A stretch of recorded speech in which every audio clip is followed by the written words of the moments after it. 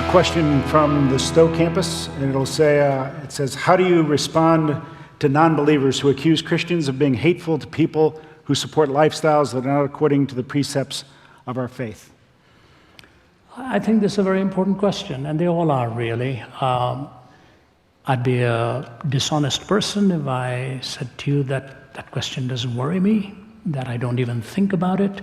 In fact, we as a team, our entire team, people like Nabil Qureshi, Michael Ramsden, Oz Guinness, Amiori Ewing, our entire speakers team have often sat around a table and said, you know, how do we deal with this very trying social issue of our time? And even though the word is not used here, the idea is, you know, the homosexual lifestyle and all that has come about in our time, how do we as Christians deal with it? So Joe, if you don't mind, I'd like to take an extended answer on this. You know, let me give you about 3 panels of an answer. The first panel is the logical problem. The second panel is what I call the theological problem. And the third panel is what I would call the relational problem, how you communicate it. So let me take, first of all, the sociological issue here. What is the problem now? We talk about tolerance. So when I was at one of the prestigious universities, somebody went to the microphone and asked this question. And I said to the person, I said, I will be glad to answer your question if you will first answer mine. What kind of a culture are we living in? You have to define it for me. I said, as far as I know, there are 3 cultures in relation to absolute. The first culture is called a Theonomous culture, where the law of God is supposedly so embedded into our hearts that we all emotively or otherwise think in the same categories. Once upon a time, we would talk about the natural law in those categories, natural law. We believe these truths to be self-evident. The early framers believed in the natural law. We don't believe in natural law anymore, but we used to talk about it, and that's a theonomous culture. Theos, God, nomos, law. Sometimes the Indian culture will get close to that. It's not always the case, but they sort of, dharti ke aadmi is what they will say. We are people of the soil. And the idea of respect for parents and all of that, they consider to be self-evident, ingrained in the heart of man and so on. But we don't believe in the theonomous culture in the West. So what's the second kind of culture? The second kind of culture is a heteronomous culture. Heteros meaning another, nomos meaning law. So we have another law. What does that mean? The mainstream of the culture is dictated to by the leadership at the top. If you look at Marxism in secular terms, it is a heteronomous culture. The handful in the top will control the masses. If you look at Islam, it's a heteronomous culture. If you go to Saudi Arabia or you go to Iran, which are supposed to be truly Islamic countries, the mullahs or the sheikhs or who are the ayatollahs at the top will tell the masses when they must fast, when they can eat, what they must wear, what they must not wear, who they can be seen with, who they cannot be seen with.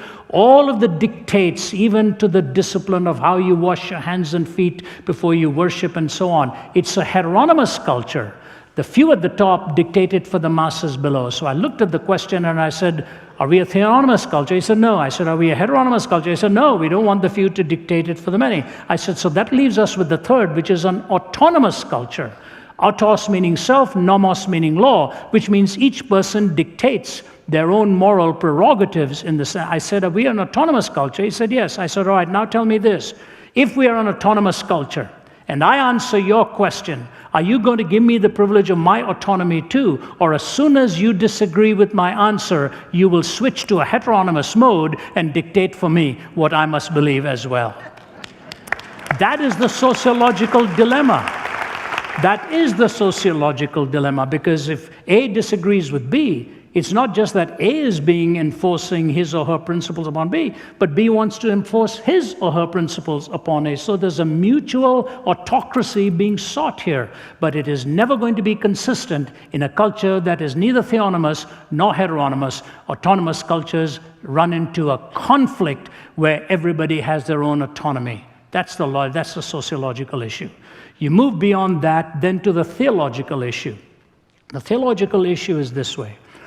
Years ago, I was doing some open forums at Indiana University, and the press reporter I was there with Dallas Willard. We were both doing the defense of the Christian faith, and a press reporter came and said she was filming some religious actions on campus for their network and so on. Do you mind if we tape what you're going to talk about tonight? I said, no, that's all right. You're welcome. But then she startled me by saying, we'll only be there for about 5 minutes, and then we'll be packing up and leaving. I hope we won't disturb you. And I thought, well, this is what the news does with a talk, takes 5 minutes of it and then tells people that this is what was said, you know. I thought, okay, I wasn't going to argue with her. I said, ma'am, you're welcome to leave. Just tell your crew to be very quiet, because once I get into the thick of it, I really don't like the distraction, and they'll be quiet, slipping out, I'll be okay. She stayed the whole time, stayed for the whole talk, stayed for the Q&A. And then she said, can I walk you back to where you're staying? I was staying on the campus. I said, right. And she was walking with me. It's quite dark at this time. And she says, I have a question for you. I said, is this on the record or is this an off-the-record question? She said, no, this is for me. I said, so you promise me this is just between you and me, you're not going to print these answers? She said, no. Okay. I said, all right, I just want to know. And so she said, you know, I have a problem with Christianity, and here's my problem. Christians are generally against racism, but when it comes to the homosexual, they discriminate against the homosexual. How do you explain that? I said, I find your comments so interesting. In the first part of the question, it's an ism you're talking about. In the second part of the question, you particularize it with an individual. So I'm just fascinated by that, but that's okay. I said, here's what I want to say to you.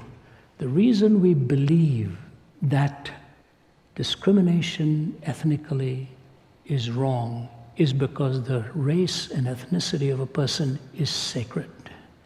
You do not violate a person's ethnicity and race. It is a sacred gift. And the reason we believe in an absoluteness to sexuality is because we believe sexuality is sacred as well. And that's why we make our choice that same way. I said, you will help me if you will tell me why you treat race as sacred and desacralize sexuality. She was very quiet. She said, I've never thought of it in those terms. Here's what I want to say to you. Marriage, as God has given it to us, and if you take the whole corpus of the worldview, is the most sacred relationship into which you will enter.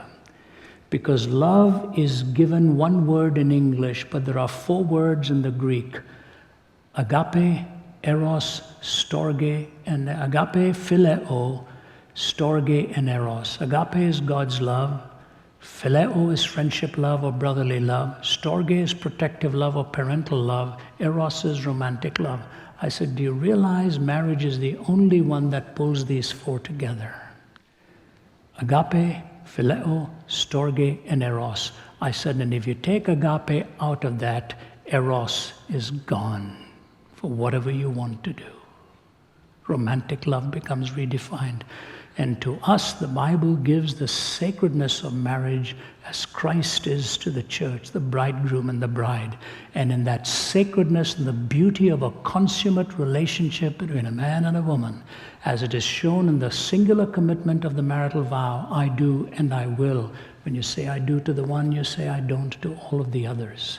And you say I will to one, you're saying I won't to all of the others. So any departure from that beauty and sacredness of the 4 confluences of love is a biblical notion of what it really means to be married. And to just take one behavior and make it look like it's aberrant is not right. All departures from that are not acceptable in the sight of God. The theological position is a consummate relationship between a man and a woman in the procreative act and in the sacredness and paying each other the ultimate compliment of taking each other at their word. So theologically, this is the way we see it. Sociologically, we've been put into a conundrum. So we come then in relationally, how do we deal with it? And here's the hard part. But you know what? And my wife will tell you this, others will tell you this who know me.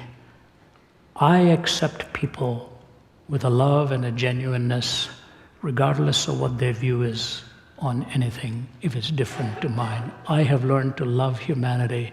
I can put my arm around a person who has a different view on marriage or a different view on politics or whatever, and just say, God gives you the most sacred gift of the prerogative of choice, but God does not give you the privilege of determining a different outcome to what the choice will entail. The consequences are bound to the choice. And you go right back to the book of Genesis, and it tells you, you do what is right, will you not be accepted. But if you don't, sin stalks at the door, desires to have you. And so when I look at the sacredness of marriage, any change from it, from the biblical point of view, is a departure from the biblical mandate. But at the same time, the Bible commands us to love even those with whom we disagree. And our responsibility as the church is never to hate the individual. Our privilege is to love. And only God can change the heart of a person. And God is the ultimate judge. And in a pluralistic society, let us as Christians be both light and salt and learn to love one another. And let God be the judge over all of us. He is the one who is pure in his judgments. We can make errors. Those are the 3 panels I want to leave with you.